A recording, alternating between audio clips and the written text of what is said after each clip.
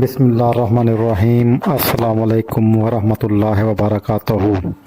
محترم سامعین، ہم نے اس ویڈیو میں حضرت محمد مصطفیٰ صلی اللہ علیہ وآلہ وسلم کے وصال سے لے کر خانہ کعبہ پر حملہ اور یزید کا انجام تک 5-6 ہم نے اس میں حصوں میں اس کو تقسیم کیا ہوا ہے۔ ان واقعات کو آپ سے اپیل ہے کہ آپ یہ واقعات دیکھیں اور تاکہ آپ کو پتہ چلے کہ یہ فسادات کب سے اور کیسے رونما ہوئے اور یہ حالات کیسے خراب ہوئے اور کربلا کا واقعہ کیسے ہوا اور یزید اپنے انجام تک کیسے پہنچا اور خانہ کعبہ پر کس نے اور کیسے حملہ کیا، ان سب کا ان 6 ویڈیوز کے اندر ڈیٹیل سے وضاحت ہے۔ آج ہم اپنی قسط نمبر 5 شروع کرنے جا رہے ہیں۔ آپ نے اگر ابھی تک ہمارا چینل سبسکرائب نہیں کیا تو ہمارا چینل سبسکرائب کر دیں، بیل آئیکن کو بٹن کو دبانا ہرگز نہ بھولیے گا، اور اگر ویڈیو آپ کو اچھی لگے تو ضرور اپنے رشتہ داروں دوستوں کے ساتھ ضرور شیئر کیجیے گا۔ جزاک اللہ۔ شروع کرتے ہیں آج کی ایپیسوڈ نمبر 5۔ قید اہل بیت، زینب رضی اللہ تعالیٰ عنہا کا خطبہ اور یزید کا ابرناک انجام۔ کربلا کی شام، دھوپ مدھم ہو چکی تھی، لاشیں خاک اور خون میں لت پت تھیں، میدان خالی مگر عبرت سے بھرپور۔ یزیدی فوج نے خیام پر حملہ کیا، خواتین کے خیمے جلا دیے، چھوٹی چھوٹی بچیاں روتی رہیں، معصوم سکینہ پانی مانگتی رہی، مگر ظالموں کے دل پر ذرا سا بھی ترس نہ آیا۔ شمر نے امام زین العابدین کو گرفتار کیا، وہ سخت بیمار تھے، تب بھی پاؤں میں بیڑیاں ڈال دی گئیں۔ اہل بیت کی خواتین کو بے پردہ اونٹوں پر سوار کیا گیا اور شہداء کے سروں کو نیزوں پر بلند کر کے قافلہ روانہ ہوا، مدینہ کی طرف نہیں بلکہ کوفہ اور شام کی طرف۔ کوفے کا دربار، ابن زیاد کا غرور۔ کوفے کی گلیوں میں اہل بیت کو گزارا گیا، جہاں کل خط لکھنے والے موجود تھے آج تماشائی بنے ہوئے تھے۔ ابن زیاد کے دربار میں حضرت زینب رضی اللہ تعالیٰ عنہا آئیں، سر جھکائے بغیر وقار کے ساتھ ابن زیاد نے تانا دیا، زینب دیکھا تمہارے ساتھ کیا ہوا؟ اللہ اکبر۔ حضرت زینب نے فرمایا، ہم نے کچھ نہیں دیکھا مگر حسن، وفا اور اللہ کی رضا۔ ابن زیاد نے امام زین العابدین کو قتل کرنے کا ارادہ کیا، مگر حضرت زینب رضی اللہ تعالیٰ عنہا درمیان میں آ گئی، اگر تو نے اسے قتل کرے گا تو مجھے بھی اس کے ساتھ ہی قتل کرنا ہوگا۔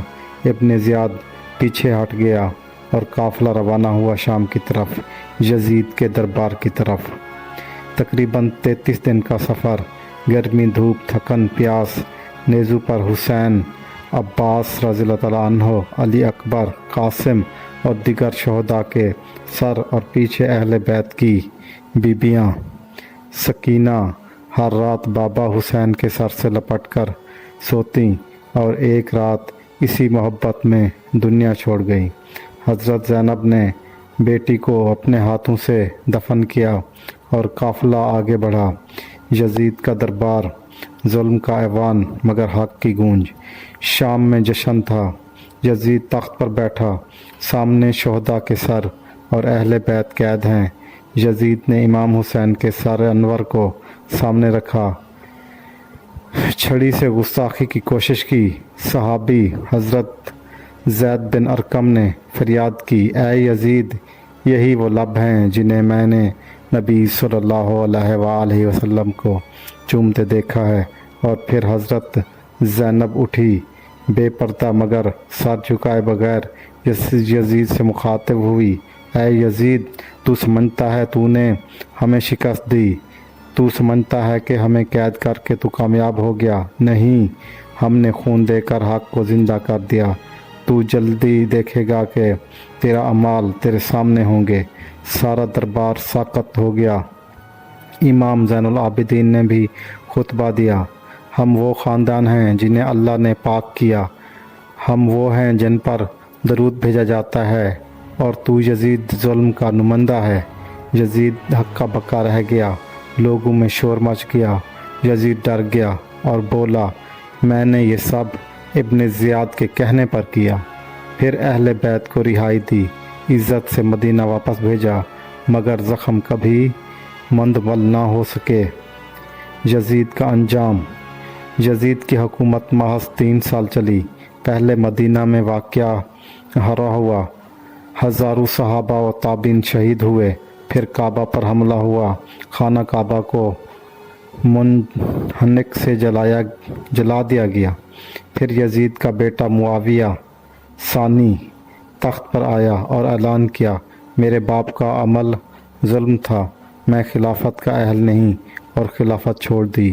یزید خود جوانی میں ذلیل ہو کر مر گیا، نہ کفن ملا، نہ جنازہ، نہ فاتحہ خوانی۔ دنیا نے دیکھ لیا، طاقت عارضی ہے، ظلم فنا ہو جاتا ہے، مگر حسین کا نام، قربانی، پیغام اور قیامت تک باقی ہے۔